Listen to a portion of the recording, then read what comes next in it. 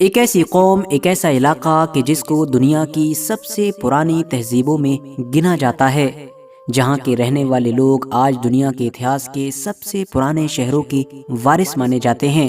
ایک ایسی قوم کہ جس نے اتہاس میں دنیا کو بڑے بڑے یودھا تو دیے ہی، ساتھ ہی اس قوم کی طاقت کا لوہا ہزاروں سال پیدا ہونے والے سکندر اعظم سے لے کر مغلوں کے اتہاس کے بابر، ہمایوں اور اورنگزیب عالمگیر جیسے طاقتور بادشاہوں نے بھی مانا، اور نئے دور کے انگریز مطلب کہ برٹش امپائر بھی ان کے سامنے بے بس نظر آیا۔ اتہاس کے الگ الگ وقتوں پر بے شمار طاقتور حکمرانوں نے ان لوگوں کو گہرے گہرے زخم دینے کی کوششیں بھی کی، کیونکہ کسی نے ان کو ختم کر دینے کی کوشش کی تو کسی نے تو اور آگے بڑھ کر ان کی پہچان کو ہی ختم کر دینے کی کوشش کی،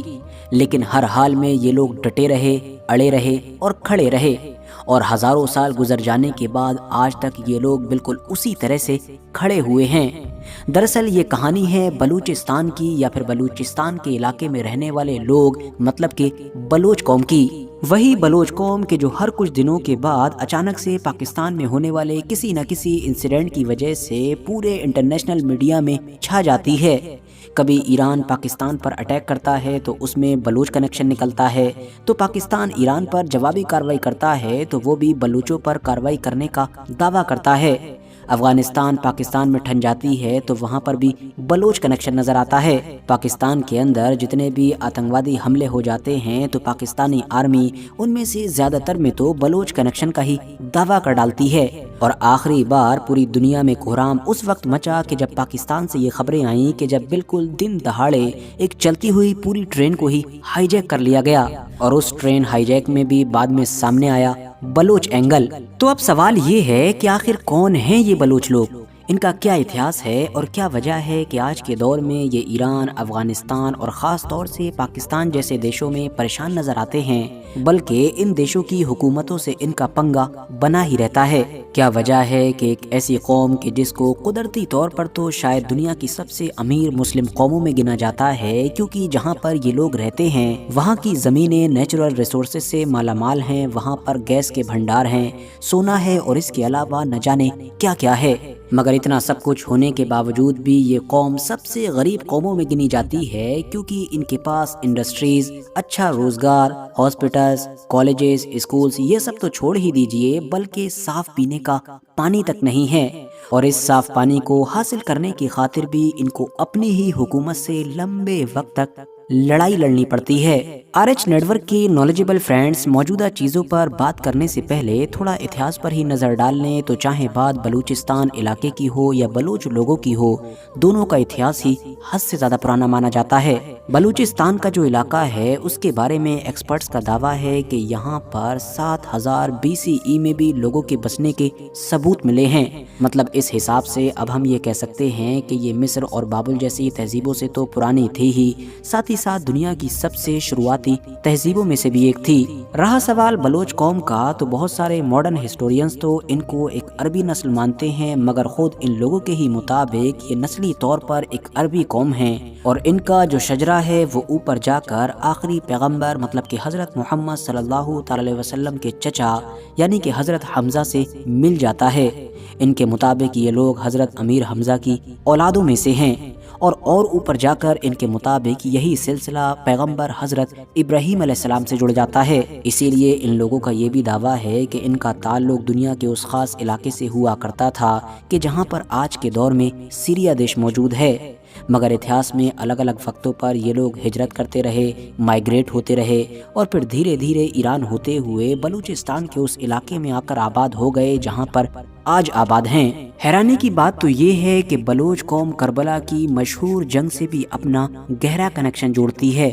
ان لوگوں کے یہاں پر سینکڑوں سال سے نسل در نسل چلی آ رہی روایتوں کے مطابق کربلا کی جنگ میں یزید کے خلاف حضرت امام حسین کی طرف سے ان کے قبیلے کے، ان کے ٹرائب کے کئی لوگوں نے حصہ لیا تھا۔ या दूसरे शब्दों में आप ये भी कह सकते हैं कि इन लोगों के मुताबिक करबला की जंग में हज़रत इमाम हुसैन की तरफ से लड़ने वाले और फिर इस जंग में सरवाइव करने वाले कुछ लोगों की नस्ल से ही इन लोगों की नस्लें आगे बढ़ी थीं, जबकि बलोच कौम के ही कुछ और डिफरेंट कबीले ये भी दावा करते हैं कि उनके बाप दादाओं ने आगे जाकर हज़रत इमाम हुसैन के कातिलों से बदला लिया था। फिलहाल आगे बढ़ें तो जब 14वीं और 15वीं सदी का दौर आया तब तक ये लोग इस जगह पर मतलब आज के दौर के पाकिस्तान के बलूचिस्तान और इससे लगा हुआ जो अफगानिस्तानी और ईरानी एरिया है यहाँ पर काफ़ी मजबूत हो चुके थे। मुग़ल सल्तनत की बुनियाद रखने वाले पहले बादशाह मतलब कि बाबर ने अपनी किताब में न सिर्फ बलोच कौम का जिक्र किया है बल्कि इनकी बैटल स्किल्स की, इनके योद्धाओं की काबिलियत की तारीफ भी की है। साथ ही साथ ये भी लिखा है कि जहाँ पर ये लोग रहते हैं और जिस तरह से ये लोग ज़िंदगी गुजारते हैं इनको फतह करना बहुत मुश्किल बात है। आगे बढ़ें तो जब बाबर के बेटे हुमायूं मतलब के मुग़लों के दूसरे हुक्मरान का दौर आया तो जैसा कि हम जानते हैं कि शेर शाह सूरी नाम के एक ताकतवर हुक्मरान ने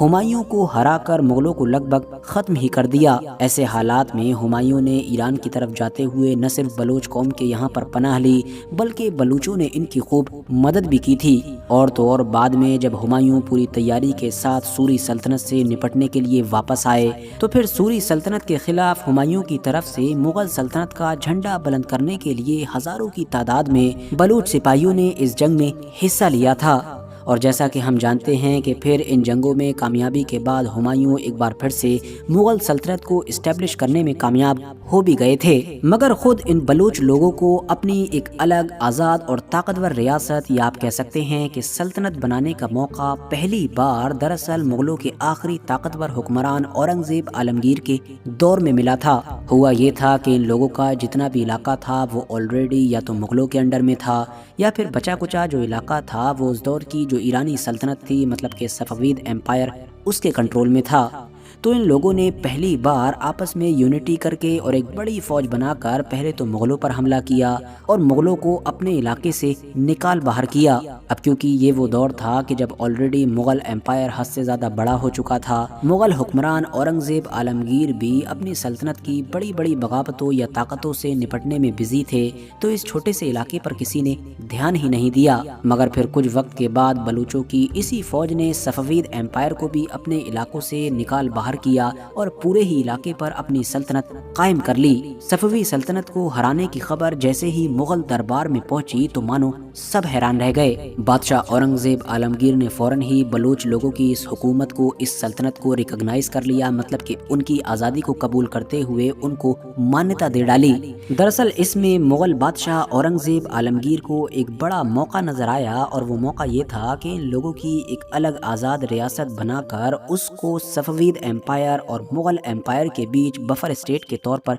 इस्तेमाल किया जाए। मतलब जब इन लोगों के बीच में एक अलग आज़ाद रियासत होगी और उसकी मुग़लों से दोस्ती भी होगी तो जाहिर है जो एक बड़ा दुश्मन है मतलब कि सफ़वीद एम्पायर जिसके हमले का खतरा हमेशा बना रहता है वो खतरा टल जाएगा और इस तरह से नीचे की साइड में मुग़लों के जो बड़े दुश्मन हैं उनसे निपटने में कोई प्रॉब्लम नहीं होगी। आगे जब अंग्रेज़ों का दौर आया तो वो लोग भी इनकी मशहूर जंगी काबिलियत और ख़तरनाक पहाड़ी लोकेशंस की वजह से ना तो इन लोगों से लड़ने में और ना ही इनके इलाकों पर कब्जा करने में इंटरेस्टेड थे। मगर बाद में उस दौर की एक और बड़ी ताकत और ब्रिटिश एम्पायर के सबसे बड़े दुश्मन मतलब कि रशिया की वजह से अंग्रेज़ों को इस इलाके में इंटरेस्ट लेना पड़ा, क्योंकि रूस की बढ़ती हुई ताकत की वजह से रूस के भारत और पाकिस्तान जैसे इलाकों पर इस रास्ते से हमले का खतरा बढ़ता जा रहा था। लेकिन अंग्रेज़ों के इस शॉर्ट टर्म इंटरेस्ट में भी उनको बार बार नुकसान ही उठाना पड़ा था। मौजूदा दौर के हिसाब से देखें तो बिल्कुल कुर्दों की तरह ही बलूच कौम का भी जो पूरा इलाका है वो कई देशों में डिवाइड हो चुका है। मतलब जहां पर बलूच रहा करते थे उसका थोड़ा इलाका आपको ईरान में नजर आएगा, थोड़ा सदर्न अफगानिस्तान में नजर आएगा, तो ज्यादातर इलाका और इसकी ज्यादातर आबादी पाकिस्तान में नजर आएगी। और पाकिस्तान में ये लोग जहाँ पर रहते हैं उसी इलाके को आज बलूचिस्तान कहा जाता है। बलूचिस्तान दरअसल पाकिस्तान में एक प्रॉपर प्रोविंस है, एक स्टेट है, या अगर हम हिंदी में कहें तो एक राज्य है। पाकिस्तान में टोटल 4 राज्य हैं, जबकि बाकी बचे हुए 3 राज्यों को پنجاب، سندھ اور خیبر پختونخوا کے نام سے جانا جاتا ہے۔ لیکن یہاں پر سب سے زیادہ انٹرسٹنگ بات یہ ہے کہ چھیترفل مطلب کہ ایریے کے حساب سے یہ جو بلوچستان ہے یہی پاکستان کا سب سے بڑا راجیہ ہے۔ یہ اتنا بڑا ہے کہ پورے پاکستان کی 44% زمین تو صرف اسی کے پاس ہے، یعنی اگر بلوچستان کو ہٹا دیا جائے تو سمجھ لیجئے کہ میپ سے آدھا پاکستان ختم ہو جائے گا۔ ایریے کے علاوہ یہ پاکستان کے لیے کتنا زیادہ اہم ہے اس بات کا اندازہ بس اس بات سے لگائیے کہ سمندری راستہ مطلب کہ جو ٹریڈ روٹ ہے اس کے لیے پاکستان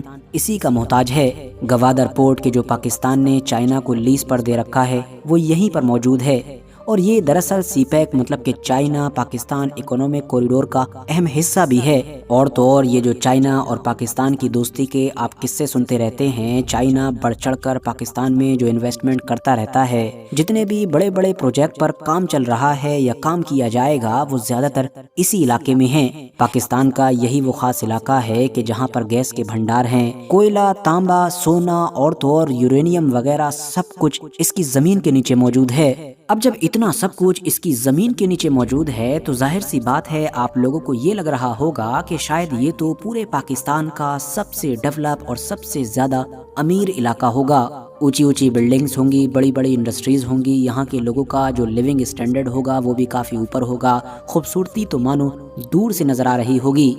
لیکن دوستو زمینی حالات اس سے بالکل اپوزٹ ہیں۔ یہ علاقہ آج پاکستان کا سب سے غریب علاقہ ہے، بلکہ اتنا زیادہ غریب اور برے حالات میں ہے کہ اگر کسی نئے انسان کو اچانک سے وہاں لے جا کر کھڑا کر دیا جائے تو اس کو محسوس ہوگا کہ مانو وہ 100-200 سال پیچھے پہنچ چکا ہے۔ اور ایسا اس لیے ہے کیونکہ یہاں پر رہنے والے بلوچ لوگوں کا یہ الزام ہے کہ ہماری زمین سے یہ ساری قدرتی نعمتیں نکلتی تو ہیں لیکن ان سارے نیچرل ریسورسز سے پورا پاکستان فائدہ اٹھاتا ہے، پورا پاکستان مزے لیتا ہے سوائے خود بلوچ لوگوں کے۔ اور ساتھیوں ان لوگوں کے اس الزام میں، اس دعوے میں حقیقت نظر آتی بھی ہے اگر ہم لوگ بلوچستان کی زمینی حقیقت پر نظر ڈالیں، کیونکہ یہاں کے چاہے آپ اسکولز پر نظر ڈالیں، سڑکوں پر نظر ڈالیں، کالجز پر نظر ڈالیں، میڈیکل سسٹم پر نظر ڈالیں، ہر چیز ہی باقی پاکستان سے بالکل الگ نظر آتی ہے۔ مانو پاکستانی حکومتوں نے ہمیشہ سے ہی ان لوگوں کو باقی پاکستان سے الگ طرح سے ٹریٹ کیا ہے۔ اب یہ جو پاکستان کا موجودہ بلوچستان ہے اس کی ہسٹری بھی بڑی ہی پیچیدہ ہے، کیونکہ 1947 میں جب انڈیا پاکستان کا بٹوارا ہوا تھا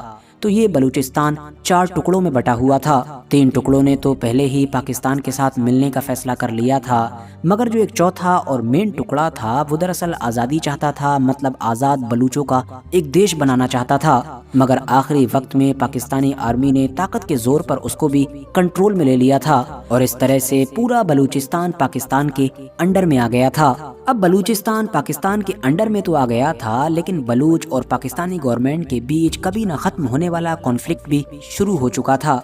اب یہ کانفلکٹ کیوں شروع ہوا اس کے پیچھے آپ 2 وجہ مان سکتے ہیں۔ پہلی وجہ تو یہ کہ کچھ بلوچ لوگوں کا آزادی کا وہ خواب کہ جو انہوں نے پہلے دیکھا تھا لیکن پورا نہ ہو سکا تو شاید وہ اس کو بعد میں بھی پورا کرنا چاہتے ہیں، یا دوسری وجہ آپ یہ بھی مان سکتے ہیں کہ پاکستانی آرمی یا پاکستانی گورنمنٹ کا شروع سے ہی بلوچوں کے ساتھ برا رویہ، جس رویے کی وجہ سے ہی دھیرے دھیرے پھر پوری بلوچ قوم کے اندر یہ ڈر پھیلنے لگا کہ شاید پاکستانی حکومت خفیہ طور پر ان سے ان کی پہچان مطلب کہ بلوچ شناخت چھیننا چاہتی ہے، اور اسی ڈر نے پھر ان دونوں کے بیچ پہلے سے جل رہی آگ کو اور بھی زیادہ بھڑکانا شروع کر دیا۔ پاکستانی آرمی کے خلاف کئی بار بلوچ لوگوں کی طرف سے بڑی بڑی بغاوتیں ہوئیں، بدلے میں پاکستانی آرمی بھی کئی بار بلوچستان کے علاقے میں ان بڑے بڑے گروپس کے خلاف بڑے بڑے ایکشن لیتی رہی، جس کے نتیجے میں الگ الگ وقتوں پر بڑے لیول پر قتل عام بھی ہوا، اور پاکستانی آرمی کی طرف سے بلوچوں کے خلاف کیے گئے اس طرح کے کسی بھی بڑے آپریشن کے بعد اوپر سے تو یہ آگ بجھی ہوئی نظر آتی تھی لیکن اندر سے اور بھی زیادہ بھڑک چکی ہوتی تھی۔ بلوچستان کے اندر پاکستانی حکومت کے خلاف ہی الگ الگ طرح کی موومنٹ چلانے کے لیے اب بلوچ قوم کے کئی الگ الگ گروپ کھڑے ہونے لگے، جن میں سے کوئی تو آزادی کی بات کرتا تو کوئی رہنا تو پاکستان کے ساتھ ہی چاہتا لیکن صرف اپنے حقوق مانگنے لگتا۔ دوسری طرف پاکستانی آرمی کے جو ابھی تک تو کھلے عام بڑے آپریشن کیا کرتی تھی، اس نے اب خفیہ طور پر بے شمار لوگوں کو بلوچستان کے اندر قتل کرنا شروع کر دیا، اور تو اور اچانک سے لوگ गायब भी होने लगे। एक बार अगर कोई गायब हो जाता तो वो दोबारा कभी मिल ही नहीं पाता और सीधे तौर पर उंगलियां पाकिस्तानी खुफिया एजेंसी या फिर पाकिस्तान की आर्मी पर उठती। आप में से शायद बहुत सारे लोगों को पता ना हो, लेकिन पाकिस्तान के बलूचिस्तान इलाके में पिछले कुछ सालों से अचानक से लोगों के गायब हो जाने का मुद्दा बहुत बड़ा बन चुका है। इंटरनेशनल मीडिया भी लगातार इसको कवर करता आया है और ये लोग के जो गायब होते हैं और फिर कभी भी नहीं मिलते हैं, ये कहाँ जाते हैं, इनको कौन गायब करता है, ये भला किसी को भी किसी को समझाने की जरूरत नहीं है। यही वजह है कि दूसरी तरफ भी वक्त के साथ गुस्सा बढ़ता ही जा रहा है और बलूचिस्तान के अंदर जो हथियार उठाने वाले बलूच लोग हैं उनका नंबर भी बढ़ता जा रहा है। और तो और बलूच लोगों के ऐसे मूवमेंट्स या ऐसी तहरीकें कि जो उनके मुताबिक उनकी आज़ादी या फिर कम से कम पाकिस्तानी हुकूमत से हुकूक हासिल करने के लिए शुरू हुए थे, उनमें से अब बहुत सारे तो आतंकवाद में बदल चुके हैं, जिसकी वजह से बेशुमार बेगुनाह लोगों को अपनी जानें गंवानी पड़ती हैं। पाकिस्तान के जो ऑलरेडी दुनिया के उन चंद देशों में गिना जाता है कि जहां पर सबसे ज्यादा आतंकवादी हमले होते रहते हैं, तो उसी पाकिस्तान की हुकूमत अपने यहां पर होने वाले ज्यादातर आतंकवादी हमलों का जिम्मेदार बलूच लोगों की इन्हीं तहरीकों या फिर तंजीमों को मानती है। साथियों, अभी कुछ दिन पहले ही बलूचिस्तान की राजधानी कोयटा से पेशावर जाने वाली एक ट्रेन के जिसमें लगभग 500 के करीब लोग सवार थे और जिसका नाम जाफर एक्सप्रेस था और फिर जिसके हाईजैक होने की खबर ने पूरी दुनिया में कोहराम मचा दिया था, वो ट्रेन हाईजैकिंग भी दरअसल बलूच लोगों के इन्हीं बहुत सारे ग्रुप्स या आप कह सकते हैं इन्हीं बहुत सारी तंजीमों में से एक तंजीम ने की थी, जिसका नाम है BLA, मतलब कि बलूचिस्तान लिबरेशन आर्मी। इस हाईजैकिंग का खात्मा, इस हाईजैकिंग का एंड कैसे हुआ, ये तो अभी भी एक राज ही है, लेकिन इससे आप ये अंदाजा जरूर लगा सकते हैं कि पाकिस्तानी हुकूमत और बलूच लोगों की ये लड़ाई किस लेवल पर पहुंच चुकी है। फिलहाल दोस्तों, इसी के साथ आज के अपने वीडियो को भी हम यहीं पर खत्म करते हैं। वीडियो अगर इन्फॉर्मेटिव लगी हो तो लाइक करने के साथ साथ दोस्तों के साथ जरूर शेयर करें और ऐसे ही नॉलेजेबल और हिस्टोरिकल वीडियोस हमेशा देखने के लिए हमारे इस चैनल को सब्सक्राइब करने के साथ साथ बेल आइकन को जरूर प्रेस करें।